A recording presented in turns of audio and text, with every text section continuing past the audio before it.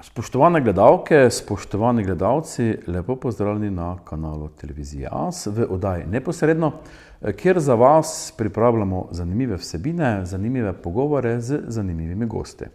No, tokrat bomo pa malo pogledali na Goričko, v občino Gornje Petrovce, da vidimo, kaj se tam dogaja vse od tistih volitev, ki so bile po novem letu in ko je zasedel stol novi župan. In tega gospoda župana smo danes povabili v studio.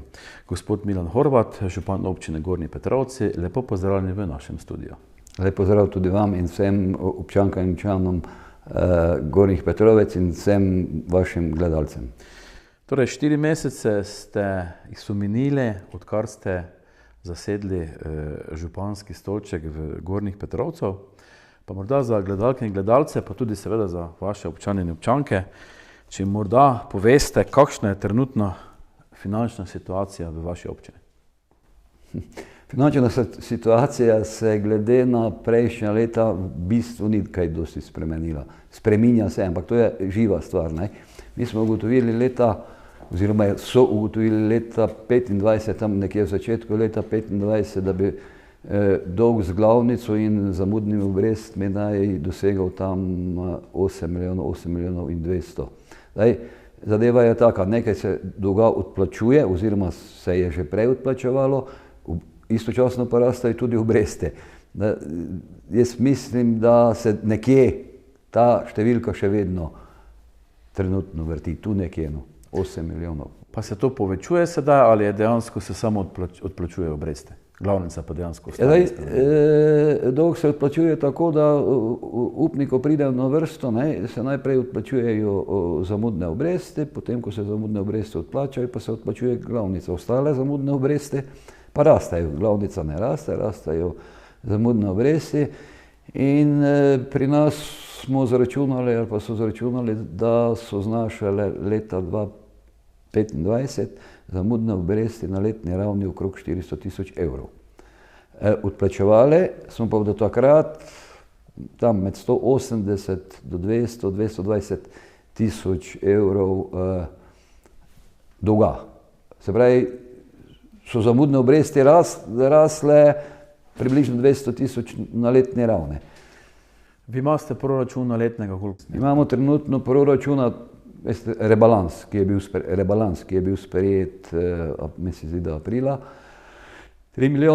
Okrog 3 milijone 900, ampak vprašanje, če bo 3 milijone 900 realiziranih, recimo tam 3 milijone 600, 700. Koliko je dejansko v tem znesku nekih stvari, ki jih nekako morate poplačati, ali so to tiste nujne stvari, ki jih dejansko morate opravljati po zakonu in so dejansko sredstva na razpolago za delovanje občine? To je tako imenovana primerna poraba, katero sodišče izvzame iz izvršb, pa še nekaj malega ostane. Mislim, da to znaša okrog 2 milijona 400, 2 milijona 500. Mi imamo glih zdaj to zadevo, ker bi enega upnika, ker pospešeno zdaj plačujemo, kdo pospešeno, koliko se da, enega upnika zaprli, plačali in smo mogli ponovno sodišče zaprositi za izvzem primerne porabe, in tu nekje se ta številka giblje.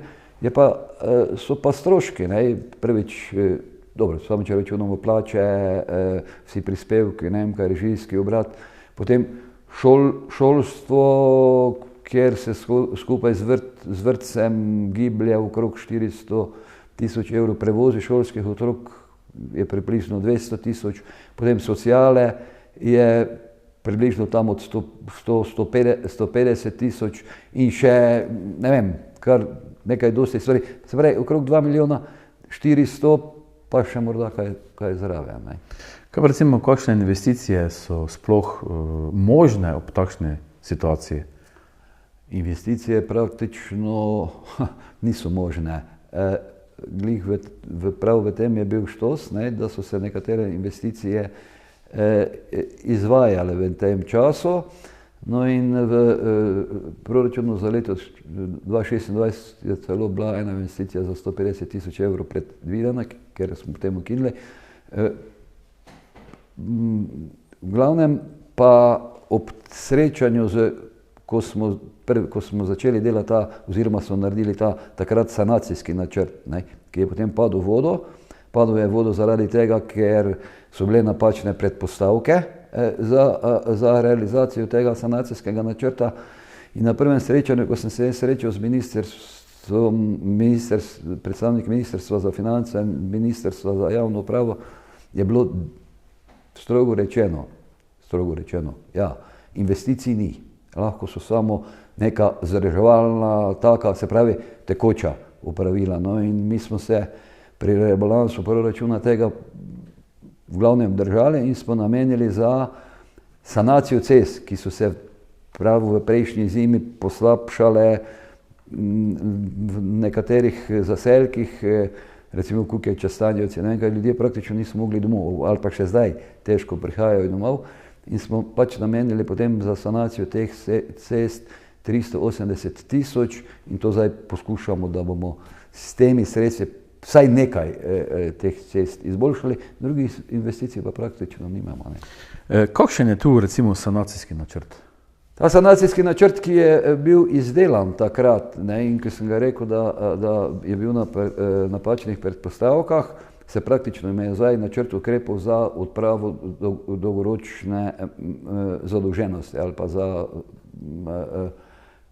ja. No in ta načrt, ki je verjetno narejen za, po mojem, 15 let, lahko kaj več, lahko kaj manj, ampak osnovna poanta tega načrta je, da mora občina vsaj v prvih letih sama pokrivati praktično dolg, brez da bi upniki odpisali, saj tudi nočejo odpisati zamudnih obresti ali pa ne, v tem trenutku ne, brez da bi država kaj odpisala, ker smo državi dolžni nekaj čez 2 milijona, SDH in prav države. No in to pomeni to, da se zdaj v tem rebalansu proračuna smo se zavezali, da bomo odplačali 500 tisoč evrov letno, prej sem rekel 180 do 200, 500 tisoč. Danes sem gledal realizacijo, smo na dobri poti, ker smo zdaj v tem času, čeprav je to 4 mesece, ali pa manj kot 4 mesece, ker smo rebalans sprejemali, mislim, da aprila, čez 200 tisoč, tu nekje smo plačali dolga. Realizacija do konca leta nam dobro kaže, se pravi, da bomo te 500 tisoč dosegli ali pa še presegli. Druga zadeva je pa potem, da bomo pač prodali premoženje, nepremičnine, ki jih nujno ne potrebujemo za delovanje občine. Na prvi vrsti so to stanovanja. Stanovanja hočemo prodati ali pa zamenjati za dolg, kakorkoli in rečete, Stanovanjskemu skladu Republike Slovenije. Stanovanjski sklad je celo prvi upnik v tem bloku v Gornjih Petrovcih, 18 stanovanj je tam. Zdaj so se nam zgodile v juniju že razpisane dražbe za 10 stanovanj in v juliju 2 stanovanj, se pravi 12 stanovanj, 200 sicer že prodane. No in v dogovoru z upniki in vsem tem, kar smo se zdaj uspeli zmeniti, je scenarij tak, da bi upniki umaknili v tem trenutku, oziroma preložili dražbe za 90 dni in če se v tem času mi dogovorimo z stanovanjskim skladom, da bi sistem pokril ves dolg in da bi ga brisali iz seznama upnikov, da bi potem v naslednji fazi bi pa prodali vsa kmetijska in pa gozdna zemljišča, ki jih občina ne potrebuje. Tu zdaj tečejo intenzivne priprave, občinski svet je sprejel praktično na zadnje seji vse sklepe, ki to potrjujejo, zdaj se dogovarjamo z potencialnimi kupci, upniki nam tu grejo dejansko zdaj nasproti z takšnimi in drugačnimi, bi človek rekel, možnostmi, da prodamo morda dražje, kot pa če bi bila dražba neposredno razpisana, tako da to je spet ocena In to je predvidevanje. Jaz sem sicer optimist, ker smo imeli razgovore kar intenzivne vseme in je ocena, če bi nam to uspelo, bi mi poplačali dolga v tem letu, pa recimo okrog 2 milijona. In bi potem prišli v fazo naslednje leto, ko bi se obresti zmanjšale skoraj za 200 tisoč in pogovori z nadaljnimi upniki in tudi na koncu z državo.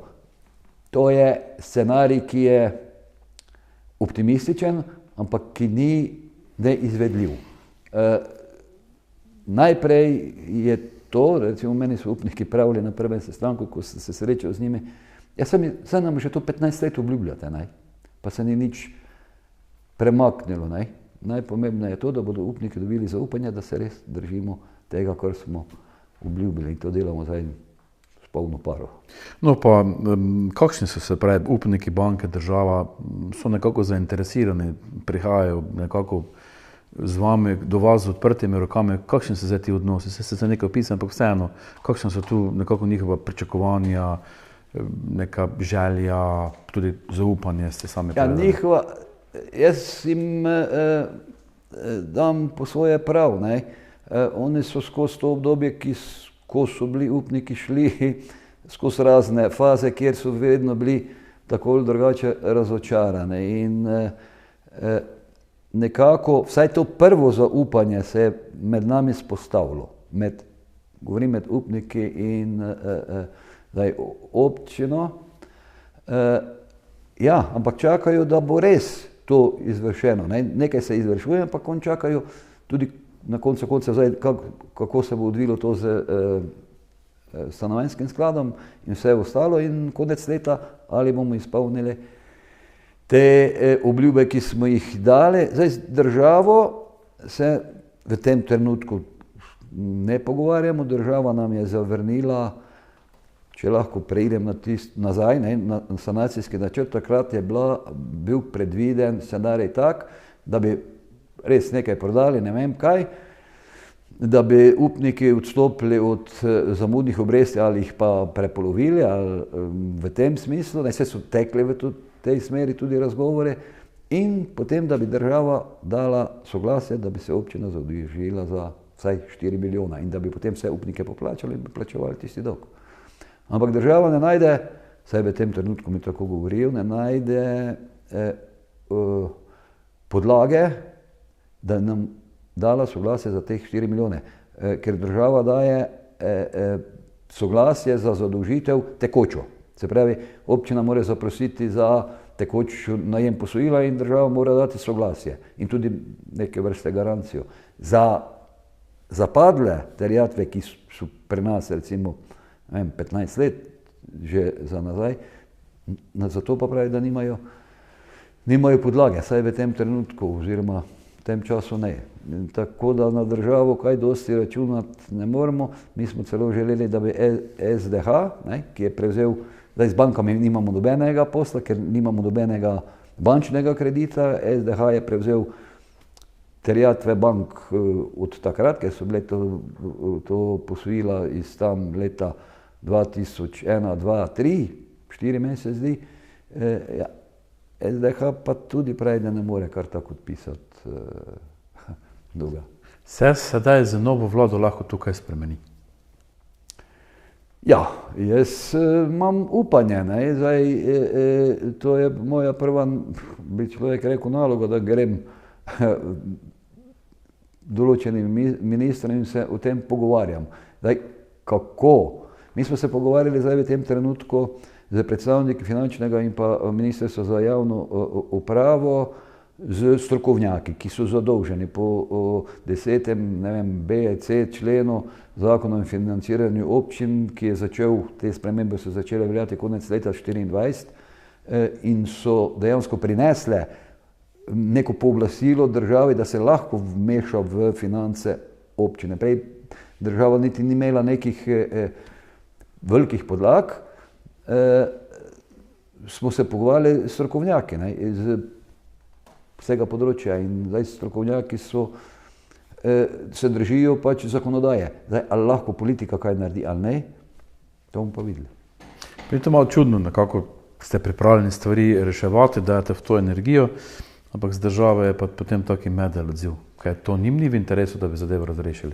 Ja, ali se držijo tiste zakonodaje kot pijanec plota? Ja, na eni strani to, na drugi strani pa jih morda lahko razumem, čeprav ne gre to nam v korist, ampak takih občin je kar nekaj, ne, v Sloveniji. In pravi, če bi eni popustili, potem bi bila to novar. Mi smo se celo pogovarjali, jaz sem bil na enem srečanju z župani Slovenije, eni so celo predlagali, ker poznajo, kako situacijo imamo, da bi sprejeli poseben zakon o razreševanju tega dolga, ampak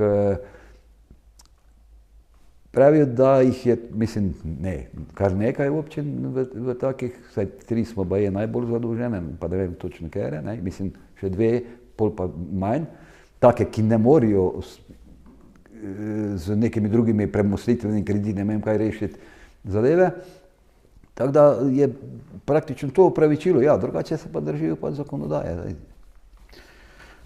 Prejšnje občinsko vodstvo je namenjalo precejšno podporo gasilskim društvom pa drugim raznim organizacijam. Ali boste to politiko nadaljevali ali napovedujete spremembe pri financiranju teh organizacij, glede pač na finančno stanje občine? Mi smo v rebalansu proračuna pokazali, kak je odnos. Jaz sem tudi prej govoril o tem na mojih predstavitvah, pa potem tudi kasneje. Smo pokazali, kak je odnos imamo do kulture, športa, ne vem kaj, in pa tudi do gasilcev. Zdaj, za gasilce je vedno bilo namenjeno v proračunu kar nekaj denarja, ampak nikoli ni ves denar ali pa večina tega denarja prišlo do gasilcev, ker je vedno bilo v pogodbi napisano, če pa občina ne bo mogla, pa pač ne bo dala. Jaz sem se zavezal tako, tisto, kar je v proračunu predvidenega, tisto bodo dobili.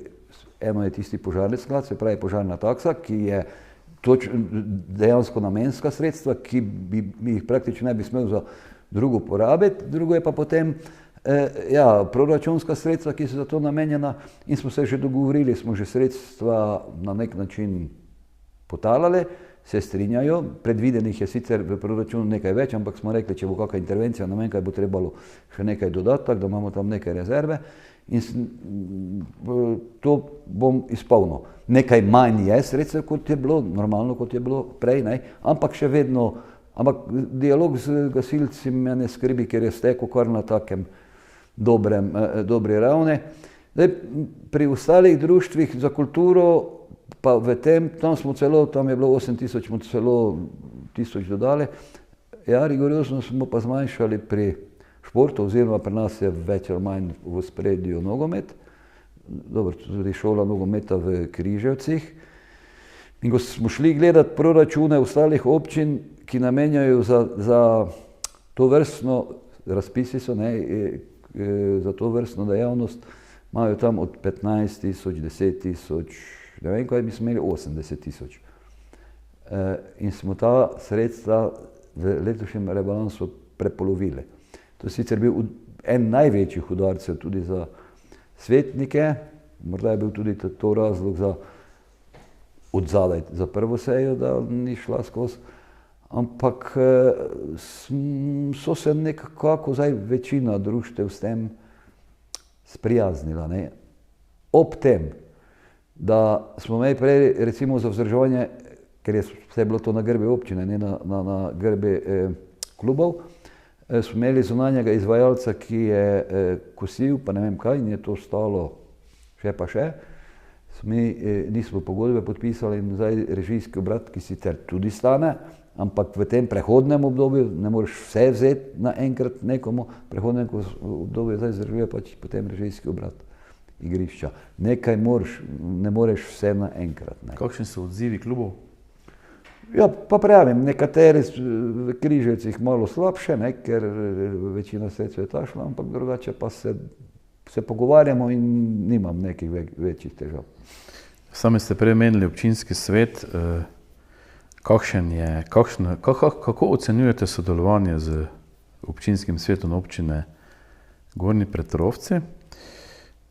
Ali obstaja med vami pa med svetniki tudi seveda soglasje glede ključnih razvojnih pa sanacijskih vprašanj občine? Ja, zdaj je svetniki večina vse poznam že odprej in ne vem kaj, ampak sem imel mešane občutke, ne, vsaj na tej seji z rebalansom. Jaz moram povedati, pa naj se to še tako grdo sliši, da je v ozadju bil nekdo drug, da morda niso dobro premislili tiste prve seje. Je prišlo do popolnega razhajanja, recimo dnevnega reda mi niso sprejeli, oziroma je bilo 12 svetnikov, 12-11, se pravi večina od 13, en je bil odsoten. Dnevnega reda seje, ne? To je bil znak, da, ampak razlog so sicer navajali, da ker smo obravnavali rebalans proračuna in načrt ukrepov za odpravo dolgotrajne zadolženosti, da naj zamenjam točki, ne? In v začetku nisem hotel zamenjati točk zaradi tega, ker sem se bal, da mi bodo načrt potrdili, pol pa rebalansa ne. In če bi mi načrt potrdili, pa rebalansa ne, potem bi lahko načrt vrgel stran, ker načrt temelji že na letošnjem rebalansu, ne? In je potem praktično neizvedljiv in letos ne bi mogel nič narediti. No in sem jim tudi povedal, da je to razlog, ampak kljub temu, ne, no in potem smo sklicali nadaljevanje seje in so očitno in je šel in rebalans in načrt ukrepov brez problema skozi, celo soglasno je bil sprejet. Nekateri, dobro, jaz se pogovarjam vsak dan z Kerem ali pa ne vem kaj, tudi v odborih se srečujemo. Mislim, da so se nekoliko umirili, ne? Ker zdaj ta zadnja seja je pokazala, ko smo pa dejansko sprejemali, da bomo prodali ne vem koliko premoženja, ne vem kaj. Sicer je to že v načrtu ukrepov predvideno, niso imeli nobene pripombe, tako da nekako so po mojem doumeli, da pač moramo iti po tej poti, ker vsi so pričakovali, saj tudi en del občanov še pričakuje, da bomo mi živeli v občini tako, kot smo do zdaj in da bomo reševali dolg. To se ne da, se pravi, nekje moraš privarčevati, če hočeš nekomu dolg odplačati. To znamo sami po sebi, če smo imeli kredit ali nekdo drugi, ne? In zdaj nekateri občani se tega zavedajo, nekateri pa še vedno ne, ker pravi, ja, meni še to, pa meni to, ne, in ne gre. Občina Šalovci je pred leti uspešno prestala obdobje finančne situacije, torej pred leti sta bile te občine zelo v podobni situaciji, pa one so se nekako izvili iz tega. Ali ste morda preučili njihove izkušnje in ali jih nameravate tudi uporabiti pri reševanju težav v vaši občini? Ja, mi dva z sedajšnjim županom se poznava že odprej, poznala so se tudi takrat, ko je bil izvoljen za župana, so se že takrat o tem pogovarjali, sem bil kar aktiven, ampak zanimala me je zadeva. Meni se zdi, da je to bilo 2010, ne bom rekel, da je točno, ampak mislim, da je bilo 2010, takrat smo približno bili na istem dolgu, nekaj razlike, ne. S tem, da je Šalovska občina imela nekoliko nižji proračun, ker je bila glede na število prebivalcev manjša. Ja, in župan je tam naredil to, kar je zdaj delam v Petrovcih, ampak 16 let prepozno. Ker je on 4 milijone, meni se zdi, da je okrog 4 milijone, 3 milijone, ne vem, kaj je bil dolžen, pa mi približno toliko, ne. In je ta sanacija njegova isto, dogovor z upniki, ne vem kaj, takrat je še celo država ponujala, dajala kredit Ministrstvo gospodarstvo in razvoja, ne vem, kako se je takrat imenovalo, po 200-300 evrov na letni ravni, celo nepovratna sredstva, vsaj za našo občino govorim, okrog 100, nekaj čez 100-180 tisoč, pa okrog 200-220 tisoč z ugodno obrestno mero, ker smo mi sicer vse kredite pobrali v Petrovski občini, ampak niti centa nismo porabili za odplačilo dolga, ampak za investicije. Šalovski so pa ta sredstva koristili za, te možnosti zdaj jaz nimam, za odplačilo kredita, dogovor z upniki, zaupanje z upniki, ampak je trajalo skoraj 2 mandata, da so prišli na zeleno, skoraj 2, mislim, da ne, zdaj točno ne vem, no, ampak so se zadnjič jih pogovarjali z županom, je rekel, kakšne muke je trpel takrat, ko so mu njegovi občani učitelji, glej, Petrovci, kaj se delajo, ti pa nič ne moreš napraviti. Kaj pa mu zdaj razlaga, kaj pa ga zdaj sprašujejo? Ja, zdaj ga, dobro, zdaj ne vem, kaj ga sprašujejo, ampak zdaj bodo pa moji občani mene spraševali, kaj delaš, glej, ker občina Šalovce se zdaj razvija pospešeno, bi človek rekel, ampak mi smo zamudili tisti čas. Pa kako se dejansko občani in občanke gledajo zdaj na vas, torej prevzeli ste to občino, vaše delo je v smeri sanacije teh dolgov. Kako se dejansko odzivajo občani in občanke na ta nova dejstva, na ta nov smer te občinske ladje? Kako se oni odzivajo na to? Če bom čisto odkrit, dvojno. Tisti, ki mislim, da so me podprli na volitvah, saj sem dobil pač toliko pa toliko glasov, pa še nekateri zraven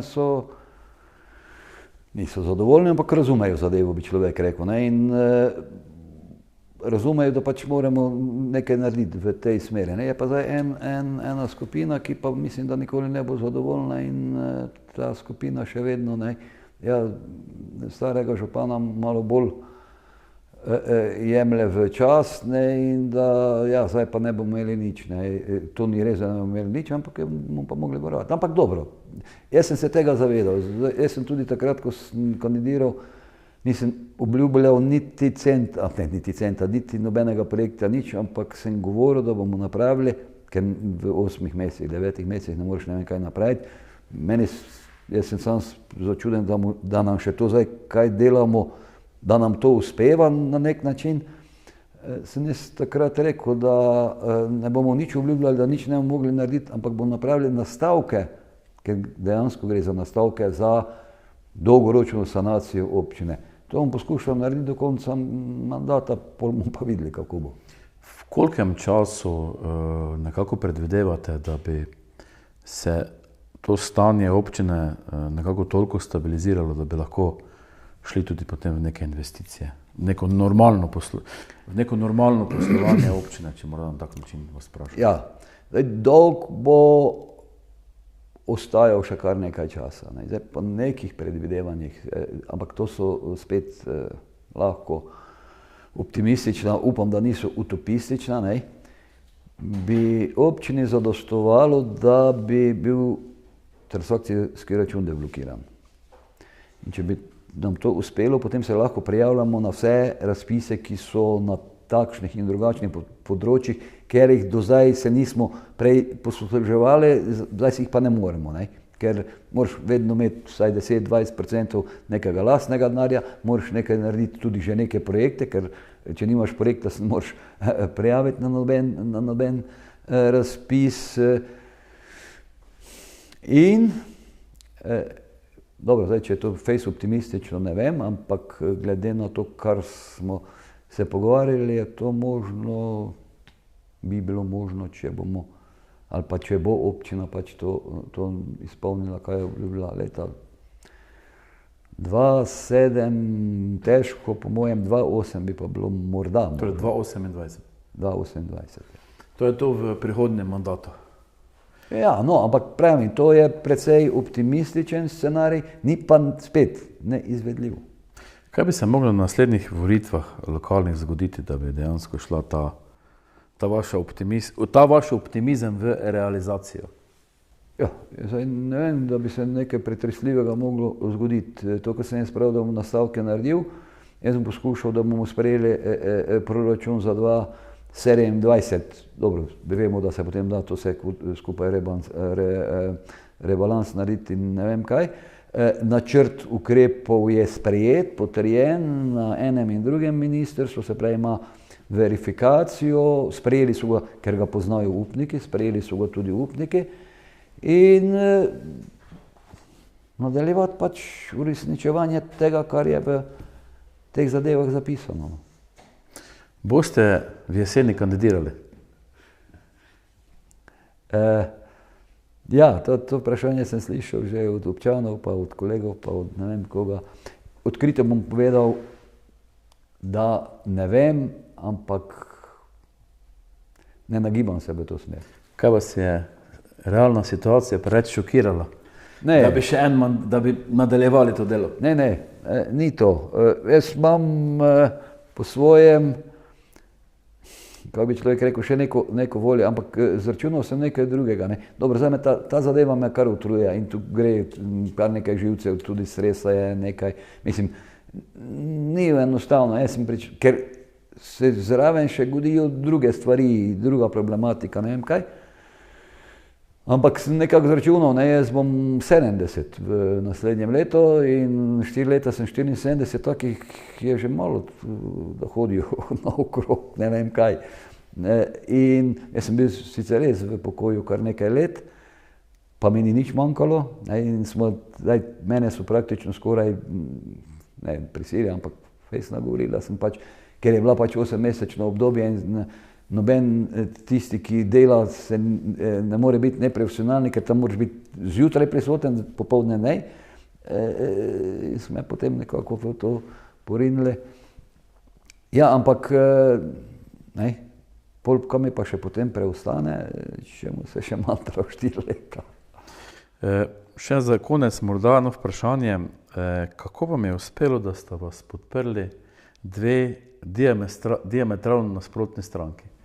Socialdemokrati in Slovenska demokratska stranka. Govorim za volitve, ko ste kandidirali za župana. Saj zastopim. Uspelo mi je tako, da so Slovenska demokratska stranka iskala kandidata za župana, pa so imeli take in drugačne kandidate, očitno, zdaj vsega ne poznam. Ampak dobro, jaz nikoli nisem strankarske delitve delal in so potem, tu smo se pogovarjali najprej sicer v krogu občinskih odborov. Socialdemokrati, jaz sem bil nekdaj član socialdemokratov, pa so že rekli, da bodo podprli. Zdaj pa ne vem, če bi smel to na glas povedati. In ko smo se mi to pogovarjali, ker so vse stranke iskale kandidate, se smo na konci 3 kandidati bili. Se je dogovor zgodil na ravni države, oziroma na ravni parlamenta.